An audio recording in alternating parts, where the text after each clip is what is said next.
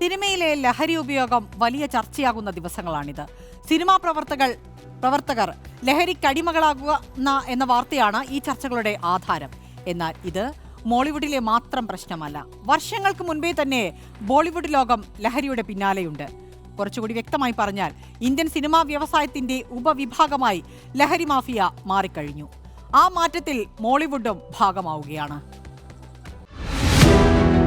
ബോളിവുഡും ലഹരി മാഫിയയും തമ്മിലുള്ള അടുപ്പം തുടങ്ങുന്നത് പതിറ്റാണ്ടുകൾക്ക് മുൻപാണ്.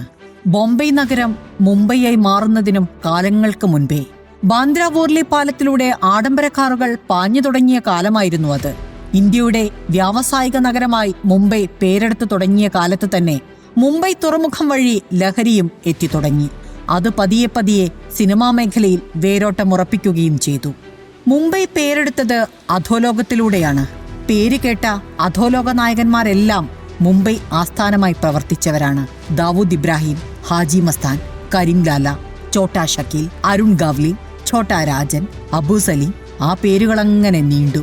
ഇവർ രാജ്യത്തെ ഭരണ സംവിധാനങ്ങളെപ്പോലും നിലയ്ക്കു നിർത്താൻ പ്രാപ്തിയുള്ളവരായി വളർന്നു. അധോലോകവും ബോളിവുഡും തമ്മിൽ കൊടുക്കൽ വാങ്ങലുകൾ സാധാരണമായി. താരങ്ങളെ ഈ സംഘങ്ങൾ പങ്കിട്ടെടുത്ത് വളർത്തുകയും തളർത്തുകയും ചെയ്തു. മയക്കുമരുന്നും കള്ളക്കടത്തും കൊട്ടേഷനും സിനിമാ മേഖലയുടെ സബ് പ്രോഡക്റ്റായി മാറി. സിനിമാക്കാരെ നിയന്ത്രിക്കുന്ന ചരടായി ലഹരി സംഘങ്ങൾ. സിനിമയ്ക്ക് പണം നൽകി അവർ കള്ളപ്പണം വെളുപ്പിച്ചു. 2000ന്റെ തുടക്കത്തിലെത്തിയതോടെ കാര്യങ്ങൾ മാറിമറിഞ്ഞു.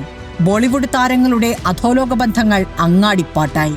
ലഹരി പാർട്ടികൾ സർവ്വസാധാരണം. സഞ്ജയ് ദത്തും ഷാരൂഖ് ഖാനും സൽമാൻ ഖാനുമെല്ലാം ഈ പാർട്ടികളിലെ നിറസാന്നിധ്യങ്ങളായി. ഏതാനും വർഷങ്ങൾക്ക് മുൻപ് യുവതാരം സുശാന്ത് സിംഗ് രജപുത്ത് ആത്മഹത്യ ചെയ്തതോടെ ബോളിവുഡിലെ ലഹരിയിലെ പുതിയ അധ്യായത്തിന് തുടക്കമായി. എവിടെയും പരിശോധന. സുശാന്തിന്റെ മരണവുമായി ബന്ധപ്പെട്ട് ചോദ്യം ചെയ്തത് 100-ലധികം താരങ്ങളെയാണ്. ബോളിവുഡിലെ 80% പേരും ലഹരി ഉപയോഗിക്കുന്നു എന്ന വെളിപ്പെടുത്തൽ പക്ഷേ വലിയ ഞെട്ടലൊന്നും ഉണ്ടാക്കിയില്ല. നാർക്കോട്ടിക് സെല്ലിന്റെ ഇടപെടൽ എവിടെയും എത്തിയതുമില്ല. ഷാരൂഖ് ഖാന്റെ മകൻ ആര്യൻ ഖാനും ശക്തി കപൂറിന്റെ മകൻ സിദ്ധാർത്ഥ് കപൂറുമെല്ലാം ജയിലിൽ കിടക്കേണ്ടി വന്നത് ലഹരി പാർട്ടിയെ തുടർന്നാണ്. അതിന്റെ തുടർച്ചയാണിപ്പോൾ മോളിവുഡിലും അരങ്ങേറുന്നത്. 3 പതിറ്റാണ്ട് മുന്നത്തെ മുംബൈയുടെ ഓരം ചേർന്നാണ് കൊച്ചിയുടെ വളർച്ച.